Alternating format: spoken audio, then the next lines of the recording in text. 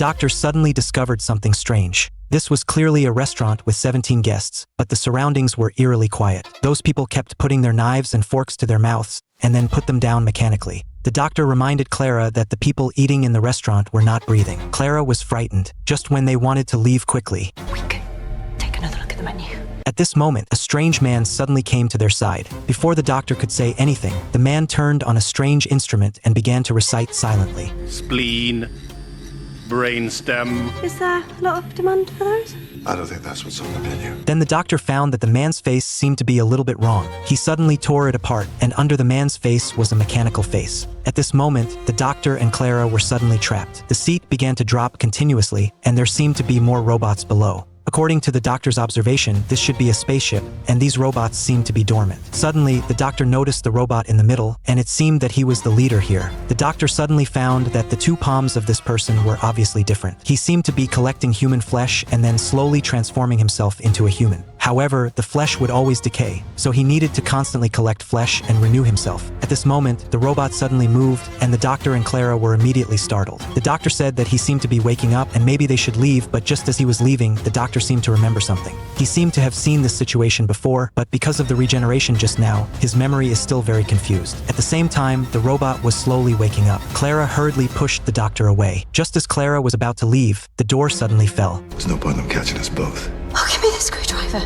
I might need it. Just as Clara was in disbelief, the doctor who had never abandoned her actually ran away. Clara suddenly felt at a loss, but soon she heard footsteps. It was the robot. Clara quickly posed like the other robots to disguise herself. At the same time, she remembered what the doctor said. How long can you hold your breath? At this moment, the robot began to observe Clara carefully, but because she was not breathing, the robot thought that Clara was also a robot. Clara began to endure the suffocation in her lungs and slowly moved to another passage. However, before she took a few steps, Clara despairedly discovered that there were even more robots here. But at this moment, Clara had reached her limit of endurance.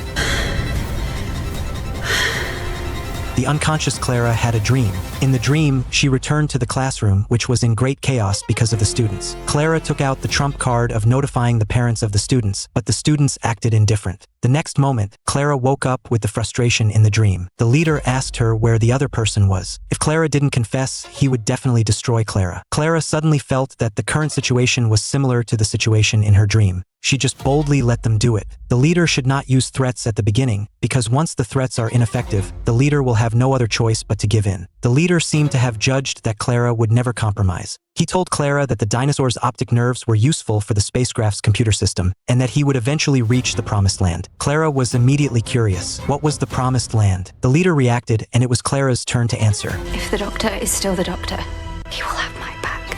The next moment, a warm hand suddenly grabbed Clara. It was the doctor. Hello, hello.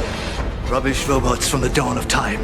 The doctor directly inserted the sonic screwdriver into the power source of the spaceship. He told the leader that he could blow up his spaceship at any time, but the surrounding robots were suddenly activated by the leader. The doctor reminded him that his days of lurking in the human world were over, and what was the point of fighting now? But the leader told the doctor that everything was to find the promised land. Suddenly, the leader slapped the doctor to the ground, and then he took the elevator to leave, but he did not notice the doctor under the elevator. Just as the leader was about to launch the escape pod, he suddenly noticed the doctor's movements, but the leader did not react and continued to launch the spacecraft. The doctor knew that the leader had traveled from the 51st century and his spaceship crashed in the past. If they could repair it, they would have done it long ago, but the leader told the doctor that the escape pod of the spaceship was still working. The doctor finally remembered that this was the sister ship of the Madame Pompadour. They encountered the same situation but traveled to different times, but took the same method to repair the spaceship. The leader began to ask the doctor how he was going to kill him. The leader is not human, but the doctor told him that he is not human either. After hearing this, the leader can finally sit down and have a good chat with the doctor.